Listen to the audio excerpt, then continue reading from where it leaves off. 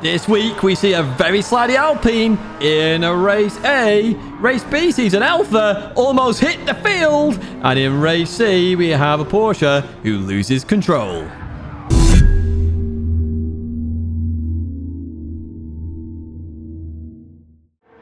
Hello everyone, and welcome back to the Gran Turismo weekly race guide here in 2022. It's week 46, and this week is a unique week. It's a special week because, for one, you've noticed it's come out very early today, and two, it's a TCR special. Right, so why are we doing this? First of all, let me just say, I start my new job today. My focus is primarily on my new job, of course. So today, I've done a preview of the races. We've done the races in advance. So the details should still be the same. They shouldn't change. Thanks to Nenkai on Twitter posting those details. Hopefully, we can get more details in the future as well. Even so, we're going to preview the races. And here we go with Race A, where we are at Tokyo east clockwise. Okay, it's the fast one. It's, long straight into the double right at the end, which is an interesting combo, to be honest with you. Now, we are racing in road cars. Let's have a look at those race details. We're racing 4 laps here at Tokyo east clockwise. It's a grid start, we think, with a full start check. It usually is for Race A, so there's a bit of an asterisk there. We're on sports medium tyres. Tyres 1 fuel and tyre wear, and critically 345 horsepower and 1,000 kilograms. Now, Inferno Fox, again, the legend, has put out some setups. We chose the Porsche Cayman GT4 after it dominated last week's. And my word, is it a lovely car to drive. You understand why Porsche made a Cayman GT4 RS. It is an awesome car. And, we experienced something similar here in Race A. There are timestamps in the background if you want to skip Race A and look at Race B or C because you don't like tuning. But without further ado, let's jump to the race and let's have a look at this TCR special as we take on Tokyo. Here we are then at the start. So lots of Cayman GT4s. We've got an Integra in there. We've got Tuscan in there as well. We've seen that a few times. And here we are with the grid start then with a full start check. I believe this would be the case. Traction control on 1. Get ready to go. Don't release earlier like Skids does in the distance. And off we go then with the start. Now, do not pick a bog standard car. As you see, we're overtaking a few people already. And a big shout out to all TCR members who did take part in the races this week. We are going to be hosting lobbies irrespective of making a video from them because it's good to have practice, and that's what TCR is all about, teamwork. I've been wanting to do this for ages, and here we have it, a TCR lobby. We're just using it this week because of my job.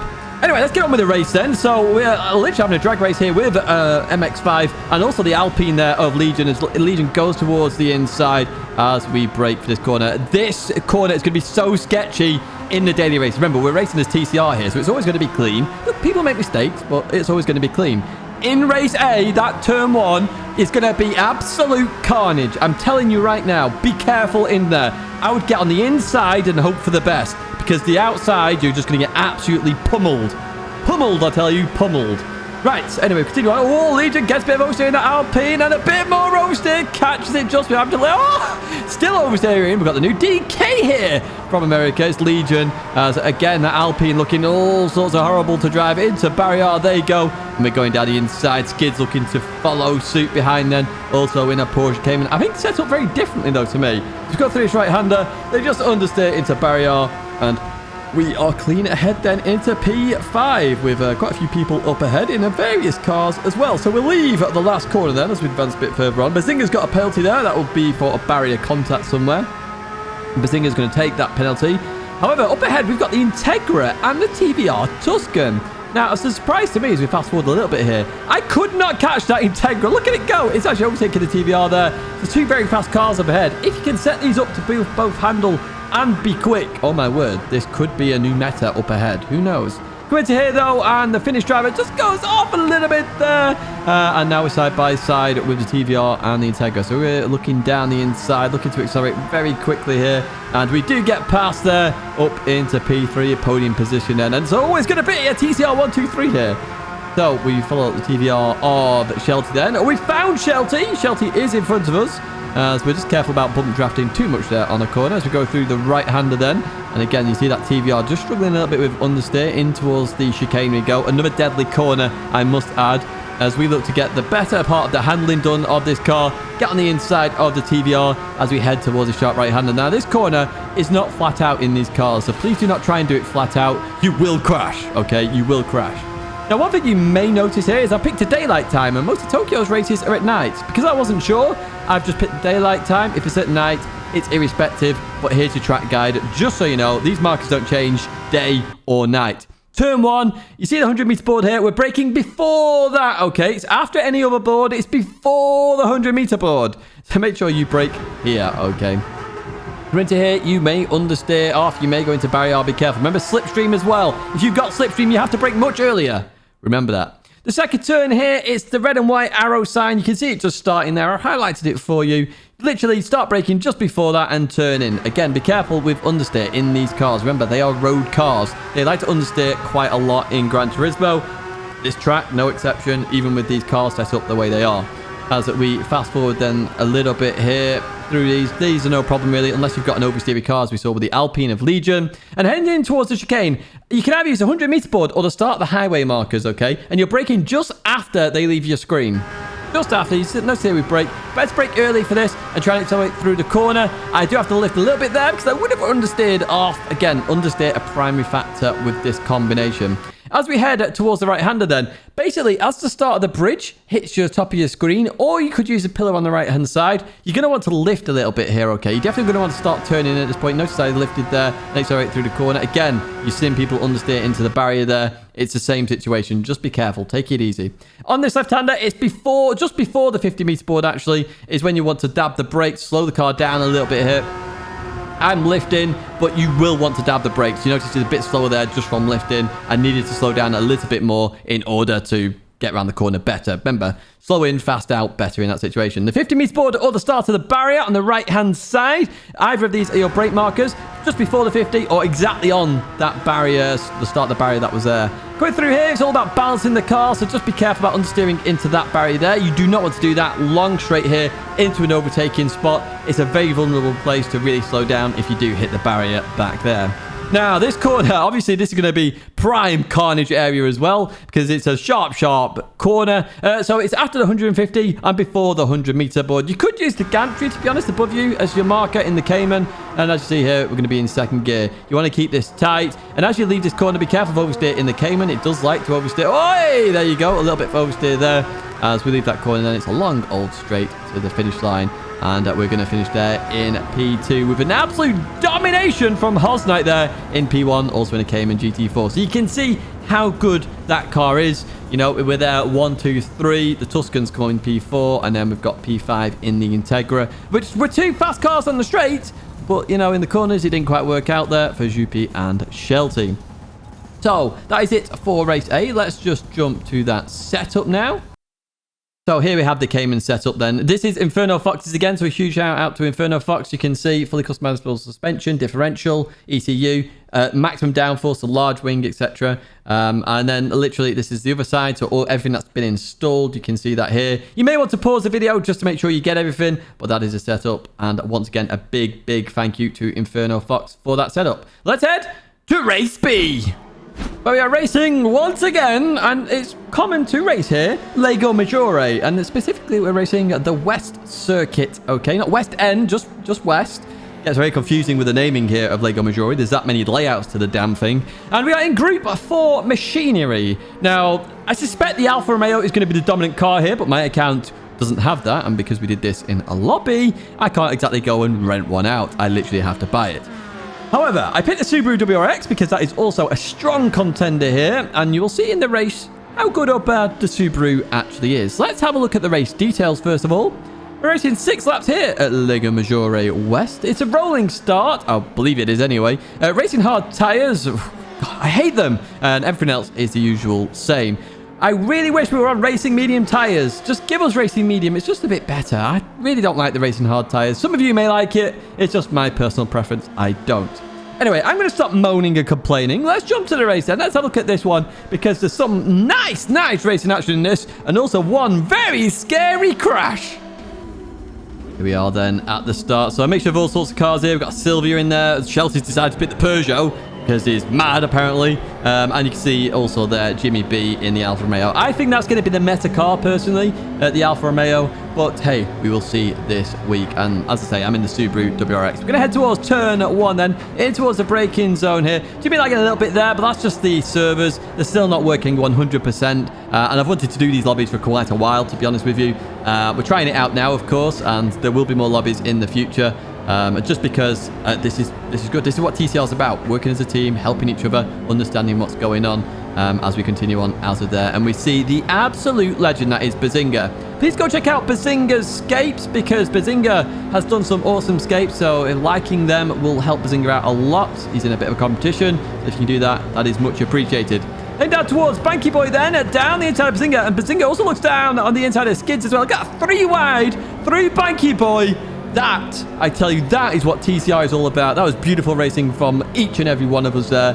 My word, fair play Bazinga, fair play Skids as we continue on through there.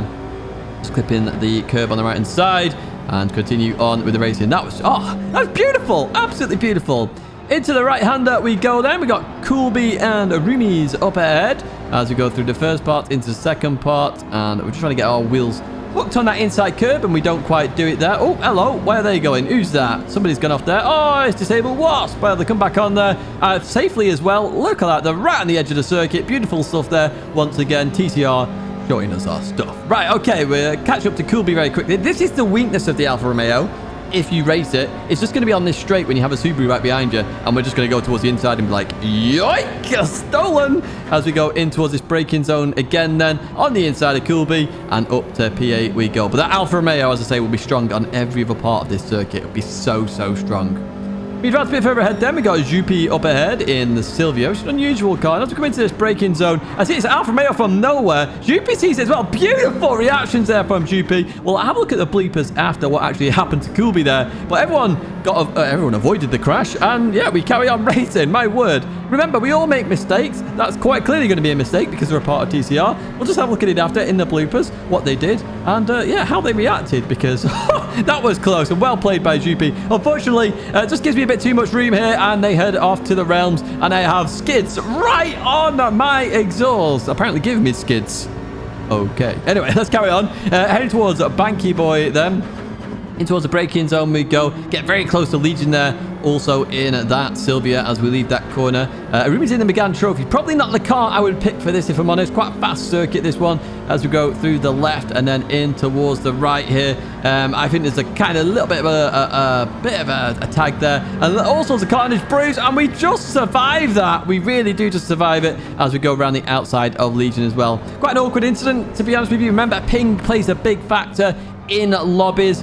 Quite easily could have been a ping issue there as well. I don't know. I've not really looked at it, to be honest with you. Anyway, we advance a bit further on. We're in P5 and we have Budweiser can up ahead. Now, Budweiser's featured quite a lot on this channel in the past, of course. Mini Madness as well. As we look down in towards Banky Boy, because we're in the same car, we're actually in the exact same livery as well. I think this is one of Heinz's livery, so TCR Heinz, shout out to you as well. There's no point trying to go for a move there. We're in the exact same car. I can't brake 30 meters later than Budweiser can because we're in the same car. If that'd be weird, and that'd show I'm hacking or something crazy. Anyway, we're still behind Budweiser can as we come into here. Maybe I could have gone for a move there. I did think about it, but I decided against it for now as we go through this double right-hander. Budweiser can just gets it wrong here. I'm just trying to get on that inside curve. I don't quite do it. As we look down the hill then, I'm looking and not going to go for it here either. Now Budweiser can, I think, felt a little bit of the pressure because they went a little bit too deep into that last corner, and we get that position and we're up into P4. Now let me tell you about the lap guide. I know you said you wanted it after the races. This is technically after the race, which is why I'm doing it this way. Head towards turn 1 then. It's Blue Van Man on the left-hand side. Use that as your brake marker if you so choose. You can also use the end of the pit wall instead if the blue van isn't there, but I'm pretty sure he's there in practice. Now, get over towards the left-hand side very quickly. You're sort of in the middle of the road here, and that white painted grass down the right-hand side, as that leaves your screen, you're going to brake, and you normally drop another gear as you go into here. Usually it's third to second, as I'm demonstrating here. Keep it tight, but be careful on exit, of course. Some cars will cause oversteer, or get oversteer, should I say. And as you go into here, you may want to lift off a little bit. Avoid hitting that sausage too much. Be careful of any understeer, and just accelerate through. Obviously, you want a nice run out of that corner because you have a long straight here, which we fast-forwarded. And as we get towards Banky Boy then, you're either using the 50-meter board or the end of the wall on the left-hand side. They're really nice markers, to be honest with you. You can pick any one you want. 50 health, obviously, if you're overtaking anybody. But the wall, the 50-meter board, is your best friend there. You can pick either of them. Happy days. Now go through Banky Boy. Try and get on the inside as much as possible because that means you use more camber. It means you can carry more speed than you normally would be able to. Head up the hill then. This should be no problem at all in any car. Just to accelerate through this corner as I go through here, I just change gear. It just allows the car to turn a bit more as I change gear. In towards this right-hander then. The worst brake marker in the world that everybody hates, but I like. There's a gap in the trees there. You can just about see it here. You'll see it a bit more as we continue on. There is a gap there. As that hits the edge of your screen, that is when you brake. It's the perfect brake marker, but I know some of you hate it, and I can only apologize, but that's what I use. It's the only thing I use because it's perfect. Anyway, for the next right-hander here, it's before the end of the curb there, okay? You're braking or just turning before the end of the curb. You want to get your tyre on the inside. Do we do it here? We do indeed. There we go. That's how you do that corner. As we then go through the left-hander and head towards the last corner. Now, I'm going to brake a little bit late for this last corner, but I'll just point out my brake marker. The bullet sign on the left-hand side, the third one, the last one. As that hits the edge of your screen, brake and turn in. Abuse the curbing on the inside. I try and go a bit later here, and you're going to see I missed the curbing on the inside, which means I'm compromised. I had to lift off a little bit more there. I'm compromised on my exit and this start-finish straight. So just be careful of that, and that is a lap guide here of Liga Maggiore West. And we finished there in P4, our famous P4, because apparently we always finish in P4 again now. We've got our curse back. But shout out there to Richie there, getting the win in WRX, and Chelsea in the Peugeot RCZ. Very well played. Hostlight in the Huracan there as well. You know, a mixture of all sorts there. But I do believe the Subaru will be strong, but the Alfa Romeo will be stronger. Let's wait and see what happens. That's it for B, though. Let's head for race C. Welcome then to Belgium for race C, which means we're racing at Spa. Yes, indeed we are. And we are in Group 3 machinery, as you can tell in the background. Rumour has it the Nissan may very well be the best car here. However, I don't own the Nissan on my TCR account. I'm in the Porsche, which is the second best thing, or the next best thing, should we say, in terms of Group 3 cars. It literally is a meta car, the Porsche, because it's good everywhere. You can always have a good race with it. And that is why I have picked it for race C. What are we doing here? Well, let's find out. We are racing 8 laps here at Spa. It's a rolling start, or I believe it will be a rolling start anyway, and I don't think they can fix this, so just be a bit wary about that rolling start. Racing soft and medium tyres, both are required. Times 1 fuel, times 7 tyre wear, and that is all you need to know. So obviously tyre wear having a significant factor. You have to use 2 types of tyres as well. So there's some strategy in here about when you want to pit, when you might pit, when you want to overcut, undercut, or do that, all that good stuff. Depending on where you start as well, it could be quite significant. I've also found that the cars are a little bit broken at Spa. Well, if you're wondering why they're broken, let's jump to that race then, and I'll show you exactly why. Here we are then at the start. So a mixture of cars chosen. We got Richie in the Supra there. We got the 4GT there, Ojupi. And yeah, we're in the Porsche. Now, when I talk about broken cars, look how oversteery this Porsche is going through here. It's absolutely insane how oversteery it is. At first, I thought it was because cold tyres, but as you'll see later on, a lot of the cars are struggling in that chicane, and also here at the hairpin. I'm looking to warm up my tyres there as we look down into turn 1. Jimmy B's gone for the move there. Gone a bit late, and Legion's going to do the cutback there, so well played by Legion to get the cutback done. As we continue on out of there, we've actually got the run on Jimmy as well. So we're going to take that position then at B&P 12. I think Jimmy actually lets off here just to let us go. That's actually a wise decision. I wouldn't go too wide up Origin Radion just because it can get sketchy very, very, very quickly. Anyway, we've advanced further on into this first lap then as we get closer and closer to Legion. Going through that right-hander, over towards the right-hand side. Quick, chuck it to the left, clip the curb. And as we go through here, we just understeer off. And notice here, we're just trying to recover the car as we come back on. Be careful of that understeer. I found it very understeery initially here at Spa. Now, I don't know the exact weather conditions that will be, but understeer is a significant factor all the same. As we go through this left-hander, Mighty... Oh, Mighty M! Does he... Oh, well saved! Well played! Well played indeed. We approach a yellow flag here as we have 2 cars off there of Inferno Fox, and I think that's Juppie off as well. We'll have a look at that in the bloopers. And again, notice that oversteer there in the Porsche. It's very, very, very significant, I must admit. And that's all to do with the weight transfer in Gran Turismo. It's so extreme, sometimes it will cause that oversteer, especially with 0 downforce. Remember, Gran Turismo simulates downforce more than ever now, or tries to simulate it. And because there's no downforce at 40 miles an hour, the car is just all over the place with its wiggliness. As we head into this left-hander, that's Legion going down the inside. of disabled wasp there and getting it done. I think it's a wisp then, but we're not playing Warcraft, so let's carry on as we head towards the right and left-hander here, the long chicane. Into the braking zone we go. Some beautiful racing there from both the drivers up ahead. In towards the left-hander then. Looking to clip that curb, but we don't. Legion off into the gravel then. Looking to try and recover the car. Tries to recover it. Comes back on. Hits the brakes. Oh! And into disabled wasp there, unfortunately. We'll have a look at that one after, as I did notice they were trying to recover that car throughout that. It's very hard to recover at that point. Again, there, look, the oversteer in these MR cars. Arumi's really struggling. We come out of that corner as well and looking to try and survive. The way to solve it is to not turn as much, which is very hard to do when you're trying to get the car around as we head towards turn 1 then in the cursed position of P6. So, Arumi's again losing their rear. I'd say the hairpin and that chicane, very deadly. Arumi's off the circuit there, comes back on, but we're up into P5 now, looking to catch up to Skids as we head up to this right-hander then, Brazil. Through the right we go. And Skids over on the left-hand side. You want to take it a bit tighter than that, to be honest with you, as we go through this left. And I was looking for the cut back. Skids went to recover the car. Goes off the circuit. We're up into P4. Now, everything you're seeing here is what I fully expect at a Spa race every single time. Now, I wait till lap 4 to come in the pits. Some people pit on lap 3. Who are on mediums, which is very risky to try and do 5 laps on soft. However, it is possible. And then, yeah, so you can either do 4-4 or 5-3 if you want to do that. So 5 on softs and 3 on mediums. Just be careful on exit. You shouldn't get a cut line because the game forces you far right there. I'm going to go into a lap guide now for you as well. So heading towards turn 1. It's a 100-meter board on the left-hand side. Just as that leaves your screen is when you're going to want to hit the brakes. Again, be careful of oversteer during this corner. The MR cars, the rear of that car is shifting so much with the weight. It is causing oversteer for a lot of people. So you have to be so careful as you go through that corner. We'll leave that then and accelerate up to Arouge and Radion, which is just flat out. It's nice and easy. As I say, Gran Turismo is trying to simulate downforce so much. I would argue a bit too much. It's just easy flat there. You could be doing 20 miles an hour more and easily make it. It's crazy. Heading towards Lago then. So use to start the curb on the left-hand side as you go into the brakes. Again, I'm using this during the race, but it's sort of the lap guide at the end of the race, if that makes sense. Apologies if you don't like that. The lap guides will be going back to alternative again in the future. So you go over to the left-hand side. Just be careful going through here. A slight lift as you do the final part of Lago is needed. And I would highly advise you do that as well, just to make sure you make it.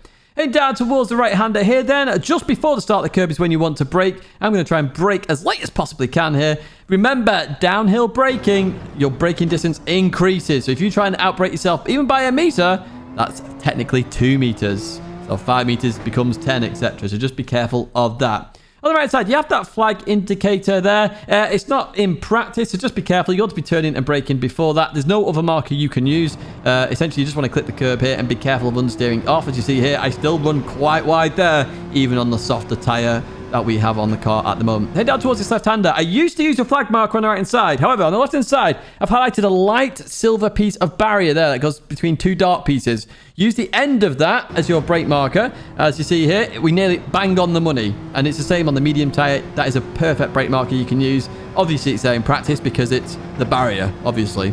Right, let's head down towards this right-hander then. Just before the start of the curb on the left-hand side is when you're going to brake.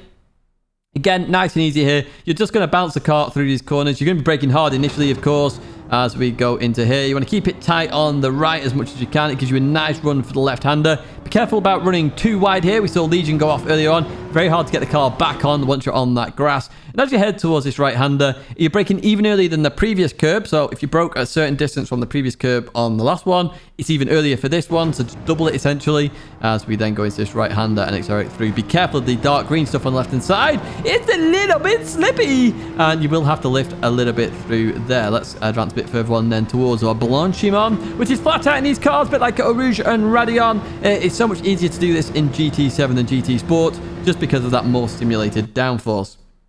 Heading into the final chicane then, the 150-meter board on the left-hand side. As that leaves your screen, that is going to be when you start to brake. As in most cars here, unless it's got really bad brakes, and there's obviously exceptions to that. Now be careful going through here. As you notice again, the oversteer here, and I'm trying to be careful, but a little bit of oversteer again. I'm going to leave that corner. I'm actually going to advance towards the final lap then, and we're going to remain in P4.